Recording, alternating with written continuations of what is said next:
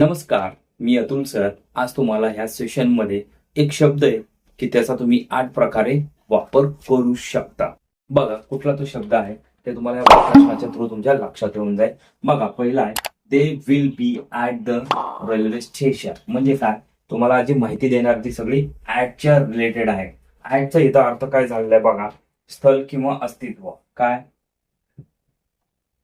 स्थळ किंवा अस्तित्व. ओके, हे जेव्हा दर्शवायचं असतं म्हणजे रेल्वे स्टेशन हे काय तुमचं स्थळ आहे, त्याच्यापूर्वी तुम्हाला काय वापरायचंय, ऍट. म्हणजे कुठलंही स्थळ असेल. त्याच्यानंतर the dog jump at the newcomer. म्हणजे इथं ऍटचा अर्थ काय झालाय, च्या दिशेने. काय, च्या दिशेने. म्हणजे न्यू कमर म्हणजे काय, नवीन कोण एक व्यक्ती आला असेल ऑफिसमध्ये किंवा क्लासमध्ये एखादा नवीन स्टुडंट आला असेल तर तुम्ही त्याला काय म्हणू शकता, न्यू कमर. ओके, म्हणजे the dog jump at the newcomer. म्हणजे डॉग त्या न्यू कमर कडे म्हणजे त्या दिशेने जम्प घेतली त्यांनी. The meeting is at 11 AM. म्हणजे इथं ऍटचा वापर काळ म्हणजे 11 AM म्हणजे हे काय दर्शवतं, तुमचं काळ म्हणजे कालदर्शक. काय लक्षात, कालदर्शक म्हणून इथं ऍटचा वापर झालेला आहे. He pass his SSC examination at the third attempt. काय, ऍट द थर्ड अटेम्प्ट म्हणलं तर काय, क्रम.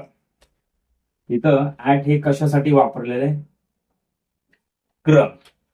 आपण म्हणू शकतो की त्याने SSC एक्झाम ही फर्स्ट अटेम्प्ट मध्ये पास झाला. म्हणजे he passed his SSC examination at the first attempt. He passed his SSC examination at the second attempt. म्हणजे तुम्हाला क्रम जर दाखवायचा असेल त्यावेळेस तुम्हाला काय वापरायचं इथं, ऍट. म्हणजे त्या क्रमच्या पहिलं. त्याच्यानंतर बघा he is busy at his work.